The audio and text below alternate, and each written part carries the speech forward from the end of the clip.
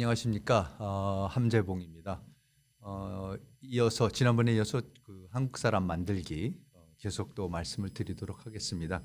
제가 그 지난 시간에 그 한국 사람 만들기의 개괄적인 내용을 이제 말씀을 드리고 그런 책을 쓰게 된 배경에 대해서 말씀을 드렸고, 그리고 이제 제가 우선 책의 큰 틀이라는 게 한국 사람은 조선 사람이 없어지고, 그러니까 조선이란 나라가 멸망하고, 그리고 조선 사람들이 조선 문명에 대해서 이제 거부를 하면서, 그러면서 혹시 나라를 되찾게 될 경우에 그러면 어떤 나라를 세울 것인가?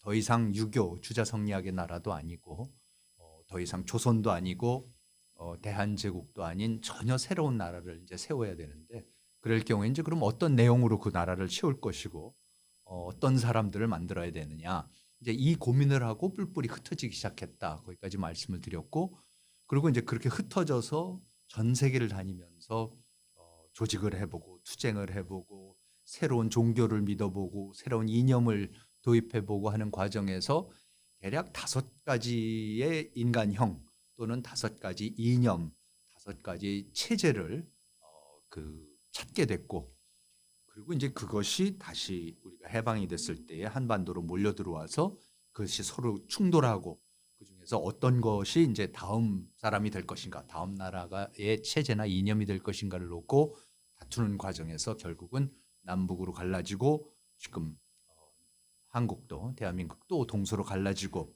이래서 이렇게 다르다. 근데 이제 그 다른 제가 말씀드린 한국 사람이 한 5종류가 있는데, 첫 번째가 친중위정 적사파, 두 번째가 친일 개화파, 세 번째가 친미 기독교파, 네 번째 친소공산주의, 그리고 5째 인종주의파 또는 민족주의파가 있다. 이렇게 말씀을 드리고, 각각 그 파의 그 특징, 왜 이것이 어떻게 들어왔고, 그다음에 이제 이것이 어떻게 남아 있는지, 여기까지 이제 제가 말씀을 드렸습니다.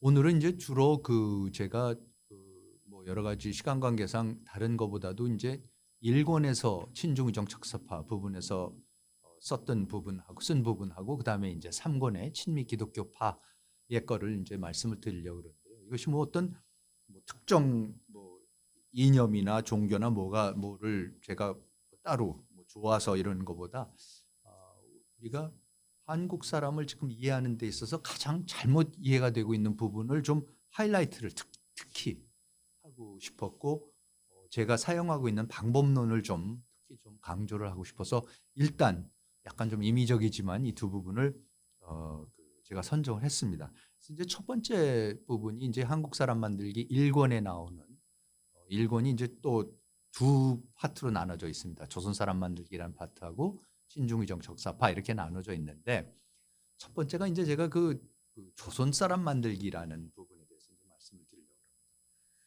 합니다. 우리가 역사 공부를 해야 되는 이유가, 역사를 모르면 정말 이제 우리를 모르는데요. 제가 우리를 모른다 뭐 이런 얘기 참 많이 하고, 인문학 이런 동영상 틀어보면 우리가 다 그런 얘기를 듣지만, 정말 얼마나 우리 자신을 모르는가에 가장 아주 그 극단적인 예를 몇 가지를 제가 드리고 싶어서 이제 이 부분을 제가 인용을 합니다.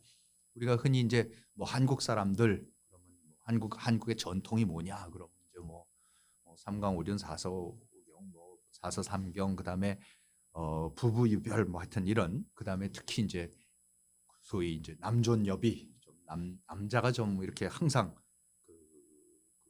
부계 혈통이 중요한 거고 아들이 중요한 거고, 뭐 이제 이런 얘기들이 이런 것이 우리의 전통적인 한국 사람이다, 조선 사람이다, 이런 얘기를 많이 하는데요. 여러분들이 아마 이거 들으시면 깜짝 놀라실 거예요. 우선 제가 이 1430년 세종 12년 12월 22일자 조선왕조실록, 세종실록이죠. 이 부분을 한번 여러분하고 같이 읽어보고 싶습니다.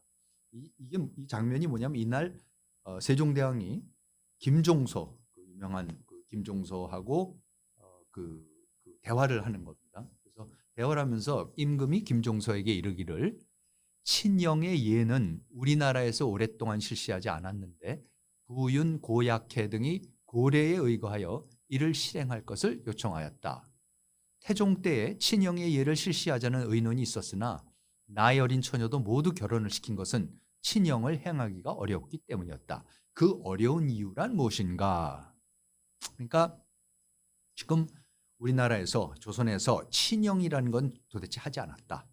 그래서 이거를 좀 해보려고 부윤이라는 게 그러니까 한성 부윤이겠죠. 그러니까 이제 서울시장이겠죠. 서울시장 같은 사람들이 고래 옛날 예법에 의해서 이를 실행할 것을 요청했는데 그래서 태종 자기 아버지 때에도 이거를 실시하고자 했더니 전부 다 어린 처녀들을 모두 결혼시켜 버려서 결국 이를 못하게 됐다. 이제 이런 얘기거든요. 그럼 우선 친형의 예가 뭐냐?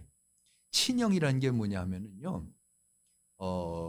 결혼을 했을 때 여자가 남자 집의 부모님 그러니까 남자 집의 그 조상 사당에 가서 제가 이 댁으로 이제 시집을 왔습니다라고 이제 고하는 그게 친형의 예입니다. 예법에 의해서 이제 주작학에 의해서 요구에 의해서. 근데 이제 여기 이게 중요한 게 뭐냐면요. 재밌는 게 뭐냐면 우리 말에 우리가 결혼할 때 남자는 장가 간다 그러고요. 여자는 시집 간다 그러지 않습니까? 그러면 장가 간다라는 게 여러분 한번 생각해 보시면 무슨 말인지 한번 뜻풀이를 해보시면요. 결혼을 해서 남자가 장인 장모 집에 가는 거예요. 장가 가는 겁니다. 여자는 결혼하면은 시집 간다는 뭐죠? 시부모 댁으로 가는 거죠. 시집으로 가는 겁니다. 근데 장가도 가고 시집도 갈 수는 없죠. 둘 중에 하나밖에 없습니다. 남자가 여자 집에 가서 살든지 여자가 남자 집에 가서 살아야지 서로 딴 집에 가서 살 수는 없는 거 아닙니까? 근데 왜 장가 간다는 말이 지금 남아있죠? 아무도 장가 안 가는데. 뭐 요새는 뭐 시집도 잘 안 가지만 그런 엄격한 의미에서는 그렇지만 어쨌든 결혼을 하면 여자가 남자 집에 뭐 그렇죠? 남자 집에 이제 그 완전히 이제 모든 그 입적하는 거죠. 그야말로 완전히 이제 옮겨가는 건데 여기서 지금 무슨 얘기를 하냐면요. 여자가 남자 집에 가는 그 유교에 의해서 여자가 결혼을 하면 여자가 남자 집에 가는 친영이라는 걸 해야 되는데 친가로 가서 그렇죠? 남자 부계 혈통이 친척이죠. 친척, 친구 우리가 다 그게 친이라는 게 남자 쪽이죠. 부자 유친 할 때 그 친입니다. 근데 이거를 오랫동안 실시하지 않았다 그러는 겁니다. 세종이. 그리고 이거를 실시하려고 했더니 아무도 듣지를 않아서 다 장가만 갔다는 얘기. 그러니까 결혼을 하면요. 세종대왕 때까지도 우리나라 사람들이 조선 사람들이 결혼을 하면요. 무조건 남자가 여자 집에 가서 살았습니다. 지금 우리가 알고 있는 한국 사람하고 뭐 우리의 전통 전혀 달랐습니다. 세종대왕 때입니다. 자, 그래서 다음 장을 보시면요. 그래서 이제 왜 이렇게 안 하냐? 왜 시집을 안 가냐? 장가만 가고. 그때 김종서가 대답하기를 우리나라의 풍속은 남자가 여자의 집으로 가는 것이 그 유래가 오래입니다. 만일 여자가 남자의 집으로 들어가게 된다면 곧 거기에 필요한 노비, 의복, 기명을 여자의 집에서 모두 마련해야 되기 때문에 그것이 곤란하여 어렵게 되는 것입니다. 남자의 집이 만일 부자라면 곧 신부를 접대하는 것이 어렵지 않겠지만 가난한 사람은 부담하기가 매우 어렵기 때문에 남자 집에서 일을 꺼려왔습니다 하였다. 남자가 결혼을 하면 남자가 여자 집에서 가서 살았기 때문에 여자들이 돈을 다 갖고 있었어요. 여자들이 재산을 갖고 있었습니다. 그러니까 새 사람을 맞이해서 먹여 살릴 수 있고 새 식구를 맞이해서 새 남자를 사위를 들여갖고 먹여 살릴 수 있는 경제권을 여자 집이 갖고 있었어요. 그러니까는 지금 이 시스템을 바꾸려 그러니까 김종서가 세종대왕한테 뭐라 하냐면 이제 경제학적인 논리죠. 이걸 바꾸려 그러면 지금 여태까지 수백 년 동안 뭐 수천 년인지 수백 년인지 조선 사람들은 내내 당연히 결혼하면 남자가 여자 집에 가는 거로 생각했기 때문에 여자가 돈이 많고 재산이 많고 남자를 항상 맞이할 모든 의복과 기명과 노비와 뭐 이런 거를 다 마련하고 있었는데 느닷없이 이 시스템을 바꾸라 그러니 이걸 누가 하겠습니까? 경제적으로도 힘들어서 남자 집이 부자 집이라면 그런 거가 갖춰 있어야 하는데 보통 사람들은 절대로 못 합니다라는 답을 지금 하고 있는 겁니다. 김종서. 그래서 임금이 세종이 말하기를 이 예법이 그렇죠? 시집 가는 거 과연 갑작스레 실시될 수 없다면 왕실에서 먼저 실시하여 사대부들로 하여금 본받게 한다면 어떨까 하니 종서가 대답하기를 정말 말씀과 같이 하시와 왕실에서부터 먼저 실시하시고 아래에서 행하지 않는 사람에게도 죄를 주지 않으면 고래를 행할 뜻을 가진 사람은 저절로 따라올 것이며 그렇게 해서 오래되면 온 나라에서 저절로 행하게 될 것입니다 하매 임금이 그렇다. 그래. 아무리 지금 급하게 서둘러 봐야 너무나 오래된 풍습이고 경제 구조 자체도 여기에 맞게끔 돼 있지 않기 때문에 시간이 걸릴 테니까 우선 솔선수범 왕실에서부터 먼저 한번 행해보자 라고 하는 겁니다. 세종이라는 사람이 놀라운 게 실제로 그렇게 합니다. 그래서 세종 17년 그렇죠? 그로부터 5년 후에 1435년 2월 29일 날 왕조실록에 이런 기록이 나옵니다. 윤평으로 가선대부 파원군을 삼으니 윤평은 판봉상시사 윤창의 아들로서 장차 숙신옹주가 그에게 시집가기 때문이었다. 옹주는 바로 태종의 궁인 소생이다.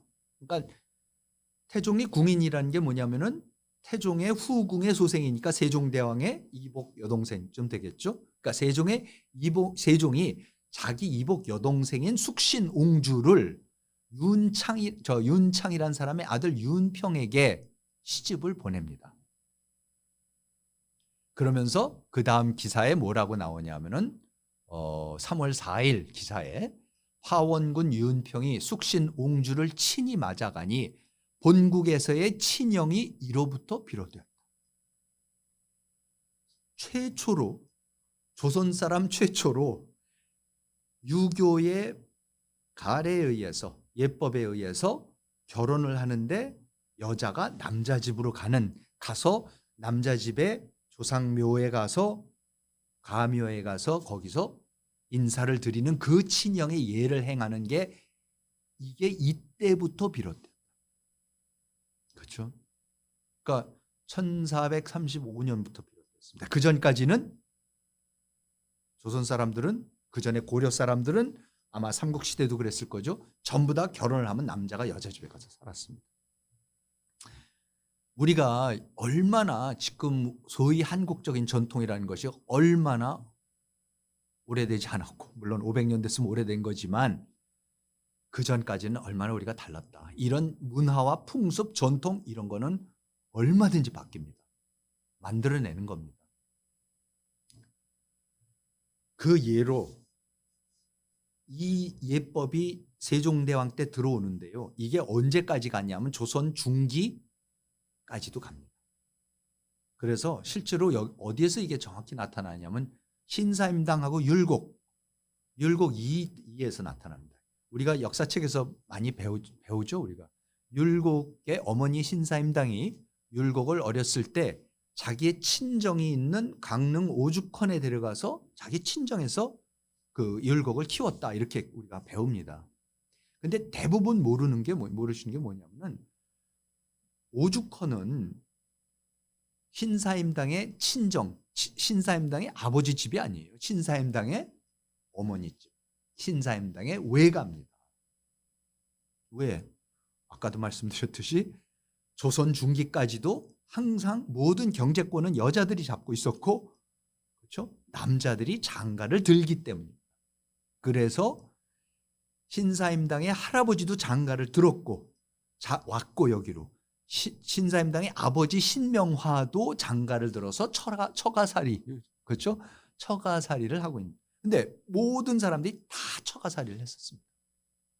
그렇기 때문에 신사임당은 아버지 신명화와 외할아버지 이사원의 사랑과 교육을 듬뿍 받고 자랐고 자기 엄마, 자기 외할머니가 경제권을 쥐고 있는 그 집에서 자라면서 그래서 결혼 후에도 친정인 겸 외가인 강릉과 시댁인 파주를 오가면서 생활하고 아버지 신명화가 세상을 떠나니까 오죽헌에 강릉에 가서 3년상을 또 치르고 그랬습니다.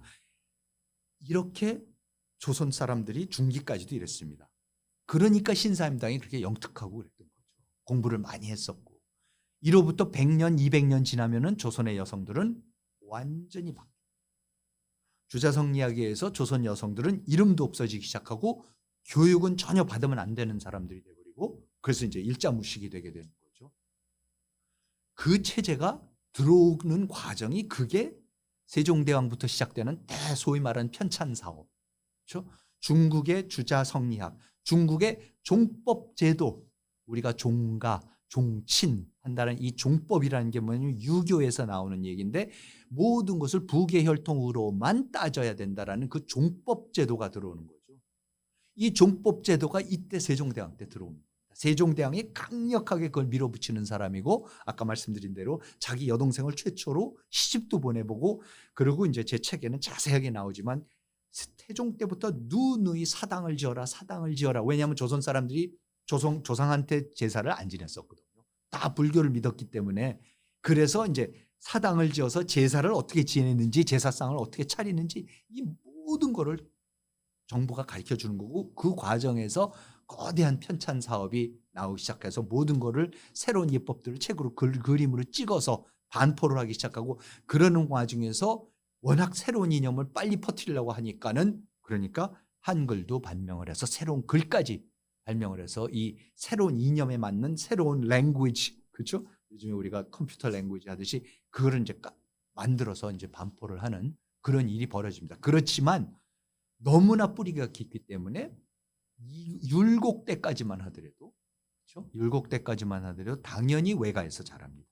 한국 사람들이 아직도 친가보단 외가, 그렇죠? 작은 아버지, 큰 아버지보다는 외삼촌, 고모보다는 이모, 뭔가 친할머니보다는 외할머니가 더 이렇게 친근하게 느껴지고 하는 거가 다 조선 사람은 오랜 동안 그 전에 고려 사람 삼국시대 내내 외가에 가서 자랐기 때문에 우리가 결혼식에 아직도 이 장가 가는 게 조금 남아 있습니다. 뭐냐면은 신혼여행 갔다 오면은 보통 처가에 가서 하룻밤 자고 그럽니다. 그게 이제 장가 가던 전통이 그 관습이 조금 아직도 남아 있는 겁니다. 그렇지만 이 관습이 이제 17세기, 18세기 오면서 완전히 이제 바뀌어서 중국식 종법제도, 유교식 종법제도가 뿌리 깊게 내리고 지금 와서는 우리가 한국 사람이 누구냐, 한국의 전통이 뭐냐 그러면은 완전히 이 여필종부 소위 말하는 부계 혈통으로 모든 것을 하는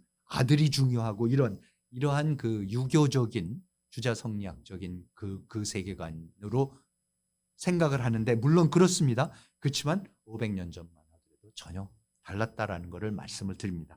제가 이런 말씀을 굳이 장황하게 드리는 이유는 우리가 새로운 사람 만들고 한국 사람 만들어가는 것 그거는 우리가 만들어내는 것입니다. 세종대왕이 고려 사람을 조선 사람으로 바꾸고 불교를 천년 불교하던 사람들을 주자성리학자들로 바꾸는 그 과정을 위로부터 시작하듯이 사실 우리도 새 한국 사람을 만들어가는 과정을 우리가 만들어야 되는 거고 한국에 맞는 예법, 한국에 맞는 결혼식 제가 말씀드렸죠. 첫 번째 시간에 장례식 이 모든 거를 우리가 만들어가야 되는 그런 의식을 가지고 그걸 가지고 우리가 그야말로 역사를 창조해 나가야 된다고 생각을 해서 말씀드리고 우리가 역사를 공부하는 이유가 바로 이런 의식을 우리가 갖기 위해서 그 올바른 방향을 설정하기 위해서 역사를 공부해야 되는 것입니다.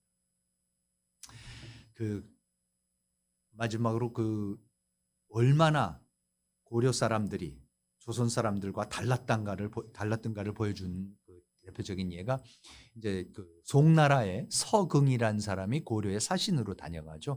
그래서 사신으로 다녀간 다음에 1124년에 고려도경이라는 책을 씁니다. 그래서 이 고려도경 그러니까 1124년이면 주자가 남송의 주자가 태어나기 6년 전입니다. 주자가 1130년에 태어나는 사람이거든요. 그러니까 주자 이전이죠. 그러니까 주자성리학이라는 건 아예 뭐 조선에 오기 전이고 세종이 주자성리학을 이제 본격적으로 밀어붙이기 시작하기 300년 전 정도가 되겠죠. 그때 서궁이 보고 가서 고려 사람들에 대해서 뭐라고 적었는지 한번 읽어보겠습니다. 남녀 간의 혼인에서도 가볍게 합치고 쉽게 헤어져 전례를 본받지 않으니 참으로 웃을 만한 일이다. 가소로운 일이다. 그러니까 자기네 유교적인 중국은 원래 종법 제도가 강하니까 중국식으로 하면은 남자 집에 가서 여자가 시집을 가고 뭐 이래야 되는데 여기는 도대체 그리고 혼인 이혼 같은 거 못하게 되는데 여기는 남녀 간의 혼인도 가볍게 합치고 쉽게 헤어져서 자기네가 생각하는 이 옛날의 제열례를 본받지 않는 참 가소로운 일이다. 뭔지 이렇게 얘기하죠. 그리고 부유한 집에서는 아내를 3, 4인이나 맞이하는데 조금만 맞지 않아도 헤어진다. 그러니까 아마 이 사람은 부계 쪽으로만 봐서 그렇고 모계 쪽으로 볼 줄은 몰랐던 것 같아요. 어쨌든 부잣집도 그렇고 아닌 그런 사람들도 그렇고 굉장히 쉽게 결혼하고 이혼을 했었습니다. 그래서 남자 입장에서는 이 사람이 본 바로는 이제 부잣집 남자들은 여러 여자들하고 결혼할 때 헤어지지만은 중요한 사실은 뭐였냐면은 남자들이 장가를 들었기 때문에 장가를 들었다가 굉장히 쉽게 헤어지고 또 딴 데 장가 들고 여자들은 또 다른 남편을 맞이하고 경제권을 쥐고 있었으니까 그랬었던 것이 고려의 혼인도였었습니다. 그리고 제가 이제 끝 세 번째로 또 하나가 있는데 그들은 항상 중국인이 때가 많은 것을 비웃는다. 그래서 아침에 일어나면 먼저 목욕을 한 후 집을 나서며 여름에는 하루에 2번씩 목욕을 한다.